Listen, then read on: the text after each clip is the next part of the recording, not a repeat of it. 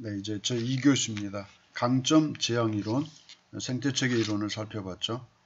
강점 지향 이론, 그 다음에 마지막으로 하나 더 살펴볼 수 있는 게 정신사회 재활 이론, 이렇게 살펴볼 겁니다. 강점 지향 이론은 여러분 개인의 어떤 그 강점을 강화시키는 거죠. 강점을 강화시키는 거. 그래서 사회복지사는 그 소외되고 자신의 권리를 적절히 주장하지 못하는 다양한 형태의 그 클라이언트를 돕는 그 원조 전문가적인 그 직무를 수행해야 됩니다.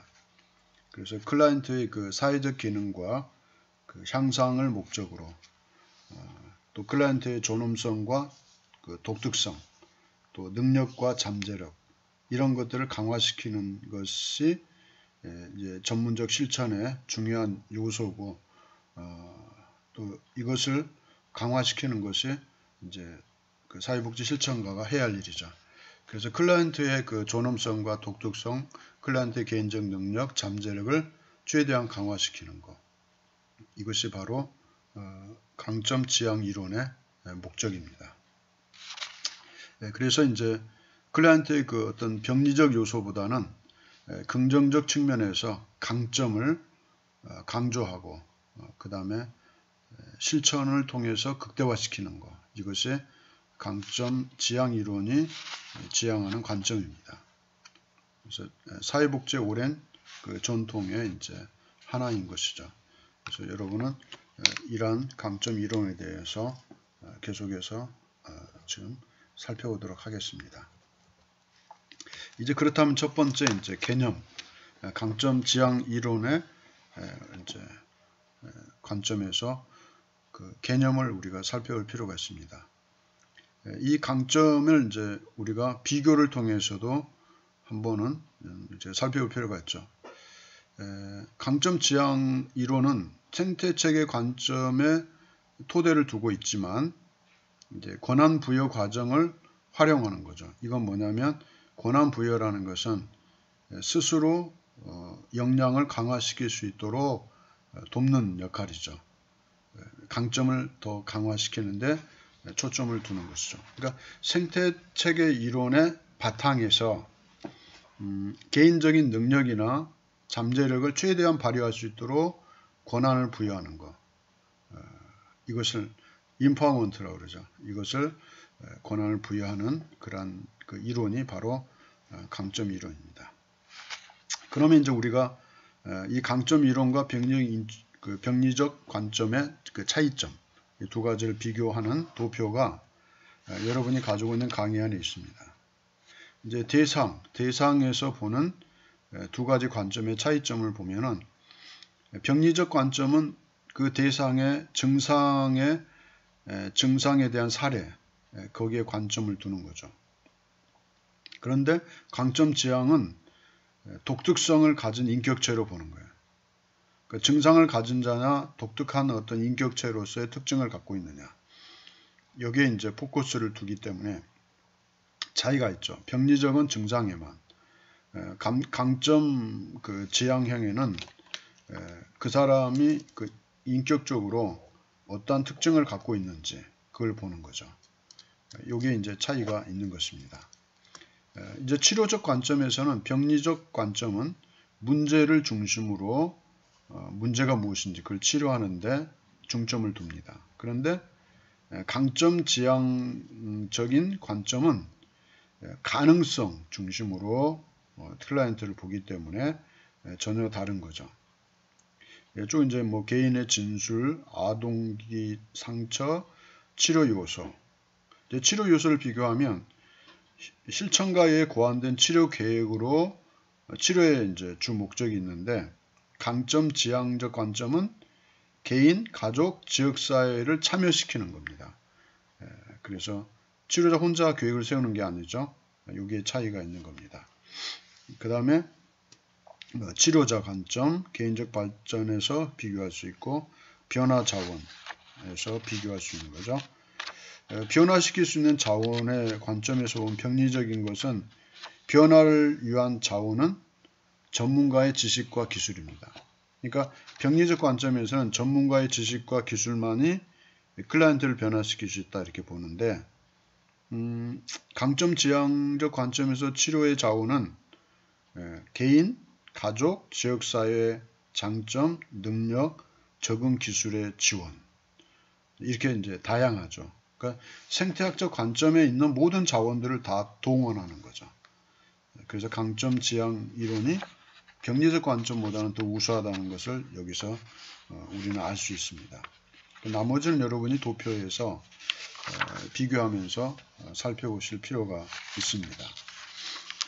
그 다음에 이제 권한 부여. 아까 말씀드렸던 것처럼 권한 부여는 그 심의 개념에서 비롯된다 그래 이렇게 이야기합니다. 이건 뭐냐면 클라이언트가 스스로 자기 문제를 회복할 수 있도록 지원하는 거죠. 그러니까 권한 부여라는 것은 스스로 해결할 수 있는 건데, 이건 뭐냐면 훼손되어진 상호작용을 회복시키는 거. 근데 생태체계 이론에서 제가 이렇게 말씀드렸죠. 개방체계가 있고 폐쇄체계가 있어요. 폐쇄체계는 아예 왕래도 안 하는 거예요. 누구 한 사람이 싫어서 그 집은 친인척집인데 가지도 않는 거예요. 폐쇄된 그 체계죠. 이것을 훼손되어진 이 체계를 회복시키는 거예요. 그 상호작용이 이루어지도록.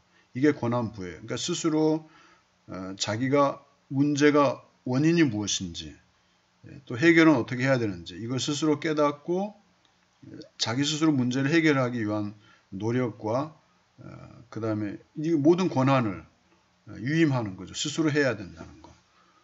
그래서 권한 부여라고 이렇게 이야기하고 있습니다. 그래서 상호작용이 박탈된 상황에서 복구화해 주는 거죠. 그래서 상실된 어떤 권리나 기회나 자원이나 통제력을 회복시켜주는 노력이 바로 권한 부여입니다. 그러니까 위임시키고 스스로 하도록 자꾸 주지시키고 하도록 실천하도록 자꾸 뒤에서 지원하고 밀어주는 거죠. 해결해 주는 게 아니에요. 스스로 해결할 수 있도록 뒤에서 이제 지지하고 원조하고 지원해 주는 것을 권한 부여라고 말하는 것입니다. 그래서 이 권한 부여가 필요한 사람들은 요보호 대상자, 권리나 혜택을 상실한 어떤 그 무능력을 경험한 사람. 예를 들면 청소년이 친구들을 사귀는 걸 싫어해요. 집에만 있어요. 그런 친구들 가끔 있죠. 대인관계에 자신감이 없는 거예요. 그러니까 폐쇄 체계만 계속 있는 거예요. 개방 체계가 상실돼 있어요. 그때는 그 체계를 회복하도록 자꾸 권한 부여가 필요한 거죠. 설득하고 지지하고 격려하고 계속해서 이것을 회복시켜주지 못하면 집에만 있어요. 그냥 가끔 TV에서 볼 거예요. 밖에 안 나가죠. 모든 거 시켜먹고 어떤 집을 보니까 방이 쓰레기 더미예요. 어떤 거 음식물 먹고 남은 거. 그거 버리러 가는 것도 싫어요. 잔뜩 쌓여 있어요. 몰아서 한번 하겠죠. 이런 건 이제 폐쇄 체계죠. 고립되어 있는. 이런 것도 이제 회복할 수 있도록 복구시켜주는 그 어떤 사회복지사의 활동이 필요한 거죠. 그래서 개인과 집단 간에 폐쇄된 그 사회 체계를 복구해 주는 거. 그래서 도와주는 거죠. 회복할 수 있도록. 그래서 사회복지의 개입과 또 개입 기술과 그 과정, 여기에 이제 중점을 두고 접근하고 실천하는 그런 지역의 사회복지사가 요구되는 거죠. 그 다음에 이제 역량 측면입니다. 역량은 인간 체계의 그 구성원을 돌보는 기능을 수행하는 것. 그러니까 그 구성원들의 기능을 수행할 수 있도록 역량을 강화시켜 주는 거죠. 강점 강화죠. 강점 강화. 또 다른 체계가 효율적으로 상호작용이 이루어지도록 강화시키는 것. 그 다음에 사회적이고 물리적인 환경의 그 어떤 자원 체계에 기여할 수 있는 능력. 그러니까 개인은 그 자기가 속한 사회 체계 안에서, 생태 체계 안에서 최대한 능력을 발휘할 수 있는 그 자원으로 강화시키는 거죠. 역량을 강화시키는 거죠. 그 다음에 효율적인 그 상호작용이 이루어질 수 있도록 강화시켜 주는 거. 개방 체계가 늘어나게 하는 거죠. 계속해서. 그 다음에 구성원들을 돌볼 수 있는 그 수행 능력, 이걸 강화시켜 주는 거죠. 이것이 바로 역량이다. 그렇게 이야기하는 것입니다. 그래서 자원과 또 기회의 어떤 접근이 증가되고 또 강점이 확장되고 역량이 강조되는 이런 것들이 바로 그 자체가 권한부여다. 그러니까 권한부여라는 것은 자원을 더 강화시키고 또 접근을 더 증가시키고 강점을 확장시키고 역량을 강화시키는 이런 모든 것이 바로 권한부여라는 것이죠. 그래서 클라이언트와 협력관계, 그래서 정신보건사회복지사와 클라이언트 간의 협력 과정을 통해서 이게 이루어지는 거죠. 그 다음 이제 강점 지향 실천의 특징 그랬어요. 강점 지향 실천의 특징은 이제 어떤 것들이 있는가? 이제 강점 지향을 실천하기 위한 기본 전제가 있습니다. 그건 뭐냐면 기본 전제는 간단해요. 그 강점 혹은 권한 부여를 의미하는 거예요. 간단하게 말하면 이거죠. 훼손된 상호작용을 회복시키는 것, 복구시키는 것이 기본 전제가 돼야 되죠. 그러니까 깨어진 관계, 깨어진 그 관계를 복구하는 것, 그 다음에 폐쇄된 그 사회 체계를 회복시켜 주는 것, 이런 것들이 이제 강점 지향 실천의 기본 전제가 되는 것이죠. 그래서 클라이언트의 강점 사정과 활용, 그러니까 클라이언트의 강점이 뭔지를 살펴보고 분석하고 활용하는데 목적을 두는 거죠. 그 다음에 자기 결정권을 존중하고 또 개별화시키는 것. 그 다음에 상호 협력적 원조관계. 그러니까 상호 협력하죠. 누구와? 정신보건사회복지사와 클라이언트의 그 원조관계, 협력적 원조관계를 형성하는 거죠. 그 다음에 강점의 사정. 강점의 사정. 이제 클라이언트가 갖고 있는 능력, 용기, 의지, 역량, 가능성, 가치, 통합성. 이건 이제 강점이라고 의미하는 거죠. 강점. 강점의 의미죠.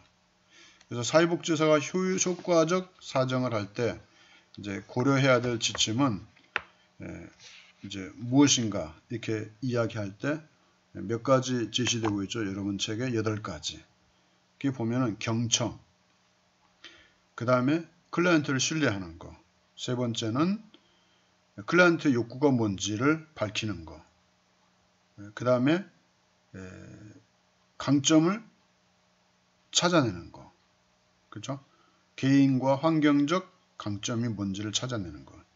그 다음 6번째는 클라이언트와 정신보건사회복지사가 그 협력적 활동이 이제 구축돼야 되겠죠. 그 다음에 그 사정 내용, 그걸 분석하고 원인이 뭔지, 욕구가 뭔지 이런 것들을 찾아내어서 상호 동의하고 협력할 수 있는 그 관계를 형성하는 것. 그 다음에 비난이나 낙인, 인과론적 생각, 진단 이런 것들을 이제 피하는 것이죠. 가능하면 긍정적이고 낙관적이고 가능성, 스스로 그 권한 부여를 통해서 스스로 자기 문제를 해결할 수 있는 능력을 강화시켜 주는 것. 이런 것들이죠. 그래서 강점의 사정, 강점 강화의 이론의 그 강점 지향 이론의 사정은 바로 8가지의 중점을 두고 있다는 것입니다.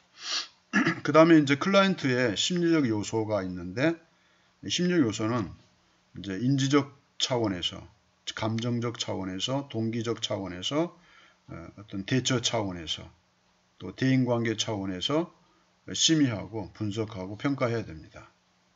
그래서 우리는 강점 강화 실천에서 이제 강점을 우리가 심의하고 사정하는 데 필요한 것은 인지적, 감정적, 동기적, 대처, 대인관계 차원에서 심적 요소들을 발견해야 된다고 이렇게 주장하는 이론입니다.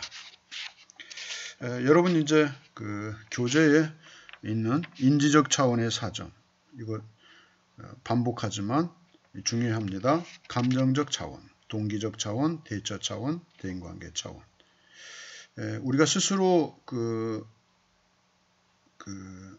해결할 수 있는 능력을 가질 수 있도록 사고체계나 인지체계를 교정하는 것, 그 다음에 명확히 하는 것, 또 동기가 무엇인지를 확인하는 것. 그래서 생태체계에서 접근하는 그 사정 방법에서 이런 것들을 고려하는 것이 이제 어떤 인지적 차원에서의 사정이죠. 그래서 인지적 차원의 사정은 어떤 개선, 변화를 일으켜야 되는데, 교정을 일으켜야 되는데, 낡은 사고를 새로운 사고로, 부정적 사고를 긍정적 사고로 전환시켜주는 것. 이런 것들이 이제 요구되는 것이죠. 그래서 여러분, 클라이언트의 심리적 요소, 인지, 감정, 동기, 대처, 대인, 관계, 이런 것들을 주목하시고, 이런 것들을 이제 그 권한 부여를 통해서 해결할 수 있도록 돕는 그 역할이 필요합니다. 그 다음 이제 또 다른 관점에서 보면 강점 지향 실천의 수준은 어느 정도의 것인지 확인하는 거죠. 이제 그 강점 지향 실천의 수준은 개인적이고 대인적 수준에서의 실천, 그러니까 개인적 수준이나 대인적 수준에서 실천해야만 된다는 것입니다. 왜냐하면 필요한 자원에 접근하는 것을 용이하도록 하는 문제죠. 그러니까 접근이 용이하지 않으면 이런 수준을 고려하지 않으면 현장에서 실천할 수 없는 거죠. 그 다음에 자기 효용성, 그러니까 통제력 회복에 대한 자기 효용성을 증가시켜야 된다. 그러니까 자기 효용성을 증가시키고 접근을 용이하게 하는 것, 이것이 바로 강점 지향의 실천 그 수준을 의미하는 것입니다. 그 다음에 문제 해결 능력, 이것이 실천의 그 어떤 수준 이것을 고려해야 된다는 것입니다. 다시 말하면 이제 세 가지죠. 접근이 용이하게 하는 것, 그 다음에 회복에 대한 자기 효용성을 증가시키는 것, 그 다음에 문제 해결 능력을 강화시키는 것, 이 세 가지가 실천 과정에서 필요한 어떤 수준 요소가 되겠죠. 이 세 가지를 여러분이 기억하시기 바랍니다. 그 다음에 이제 전략, 강점 지향 실천에서 이제 전략이 필요한데, 여러분 교재에는 그 전략이 몇 가지입니까? 8가지 제시되어 있죠. 8가지. 자원과 서비스에 대한 정보 제공, 자원과 서비스에 대한 정보를 제공해 주는 것, 그 다음에 법적 권리를 주장하는 데 대한 훈련, 욕구 충족에 필요한 지식과 전문성 증가. 이렇게 쭉 살펴보시면 여러분이 그 내용을 8가지를 참고하시기 바랍니다. 이제 실천 수준에서 두 번째는 사회복지사와 그가 속해 있는 기관 수준에서 실천하는 것이죠. 여기도 중요하죠. 훼손된 그 상호작용을 복구시키는 것. 이게 이제 권한 부여죠. 그래서 기관에서 사용하도록 전문적인 힘을 발휘하는 것이죠.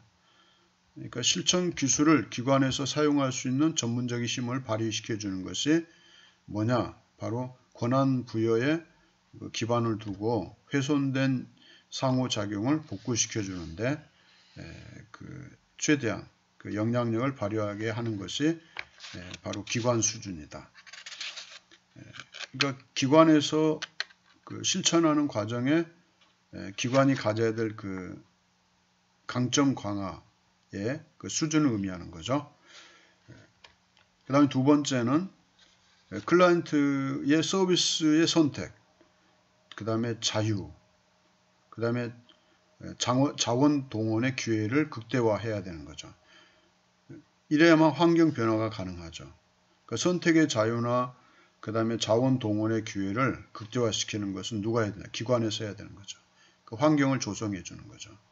개인이 할 수 없는 것을 기관이 해줘야 됩니다. 예를 들면 이제 개인이 어떤 게 폐쇄체계인지 어떤 게 개방체계인지 이 혼란이 빠져 있어요. 그리고 그것을 명확하게 인지를 못해요. 그러면 기관에서는 이것은 개방체계로 현재 잘 네트워크가 또는 상호작용이 이루어지고 있고 당신은 이 폐쇄체계 이쪽 부분은 교류도 없고 상호작용도 없기 때문에 여기에서 나타난 문제가 클라이언트의 문제다.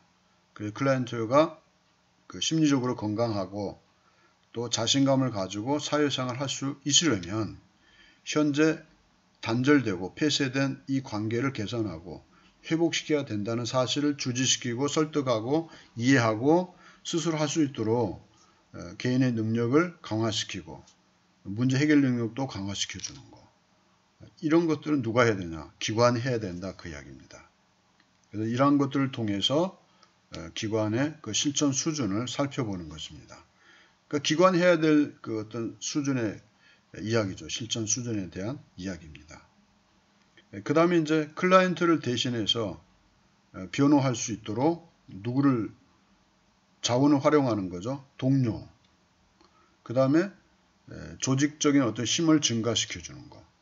그 다음에 어떤 방향을 제시하고 영향력을 행사해 주는 건데 이제 생태 체계를 알게 되면 어느 클라이언트를 보면 폐쇄 체계가 있는데 폐쇄 체계를 개방체계로 바꿔줄 수 있는 클라이언트가 직접 할 수 없지만 간접적으로 아주 친한 개방 체계에 있는 친구를 설득해서 도울 수 있도록 어떤 권한을 부여하고 협조를 요청해서 협력해서 폐쇄된 친구들, 관계가 끊겨 있는 친구들과 어울릴 수 있도록 돕는 것이죠.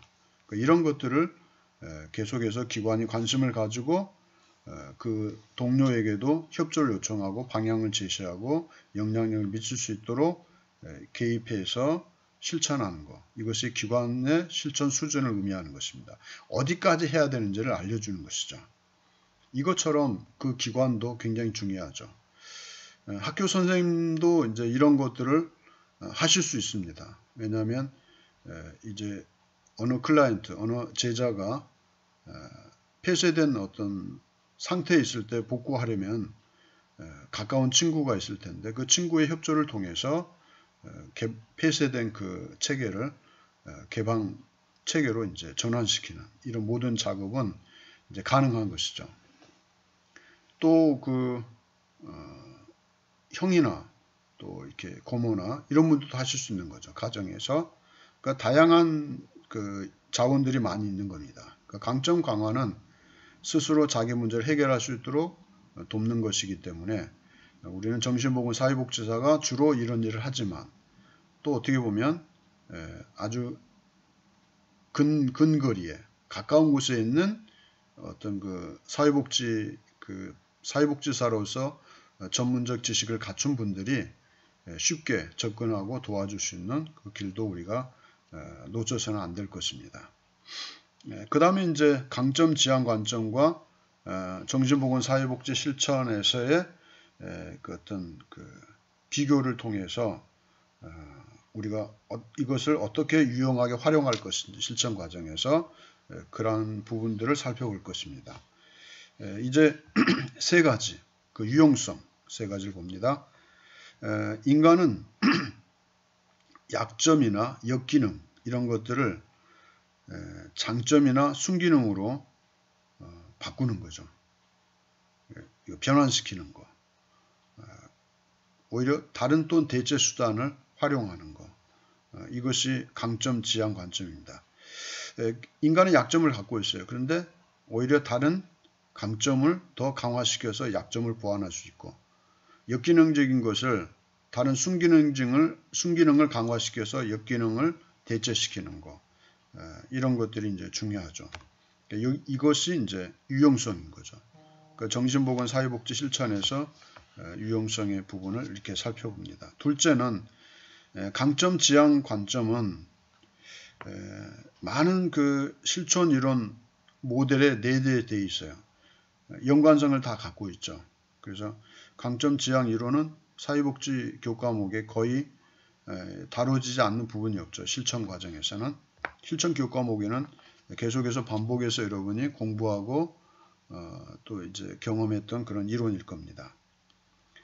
근데 이제 이 서비스 전달 체계에 만연된 병리, 문제, 취약점, 선입견 이런 것들을 해소하는 거죠. 그러니까 이를 상쇄하는 중요한 영향력이 누구냐? 뭐냐? 영향력이 강점 지향 이론이라는 거죠. 그래서 해소해야 되는 건 병리 문제, 취약점, 선입견들을 해소하는데 아주 중요하게 활용할 수 있는 이론입니다. 사회복지사가 해야 할 일이 많죠. 정신보건 사회복지사가 클라이언트의 이런 문제들을 해결하기 위해서 해야 될 일입니다. 두 번째, 이제 세 번째는 강점 지향 관점은 전문적 관계의 개념을 변화시키는 거. 그 전문적 관계 개념이라 그랬는데 이건 무엇입니까? 강점 지향은 인간이 형성하고 있는 그 관계에 대해서 개방체계나 폐쇄체계나 생태체계 모든 다양한 것들의 그 네트워크가 형성되면서 주고받는 교류라든지 상호작용 안에서 다양한 그 문제들, 소재들을 강화시키고 변화시키는 겁니다. 이런 것들을 활성화하고 지원한다면 이제 개인의 어떤 그 생태체계 과정에서 나타난 다양한 심리적 문제라든지 또 관계적 문제, 또 어떤 인권이나 또 인격이라든지 이런 것들이 존중받지 못하는 문제들을 해결하기 위해서 활용되는 것. 이것이 바로 강점 강화인 것입니다. 그래서 스스로 그런 문제를 극복하고 해결할 수 있도록 적응할 수 있도록 강화시켜 주는 거죠. 문제 해결 능력, 그 다음에 개인이 갖고 있는 강점을 강화시켜서 이제 개방 체계 안에서 자신의 위치와 역할에 따라서 최대한 그 건강한 또 건전한 그 상호작용과 친구관계도 형성하고 또 본인의 욕구도 충족시킬 수 있는 또 사회적 관계에서 자아실현이 가능한 그런 어떤 능력을 발휘할 수 있도록 돕는 것이 이제 강점 지향 이론이라는 것이죠. 근데 또 이제 반면에 강점 지향 이론의 한계점이 있습니다. 이것은 뭐냐면 시간과 노력, 또 재정도 필요하죠. 시간이 많이 걸립니다. 왜냐하면 오랜 시간이 걸릴 수 있죠. 그 다음에 클라이언트가 비협조적일 수 있어요. 그러니까 대인관계에서 그 화해나 사과하라고 그러는데 전혀 고집 피우고 안 하는 사람이 있죠. 그러니까 관계 개선할 수가 없죠. 이때는 많은 시간이 걸리겠죠. 그러니까 이러한 것들을 우리가 살펴보면서 강점 지향 이론의 좋은 점을 잘 선용해서 정신보건 사회복지사가 활동하는 데 필요한 실천 이론 중에 하나입니다. 3교시에서 다시 여러분 뵙겠습니다.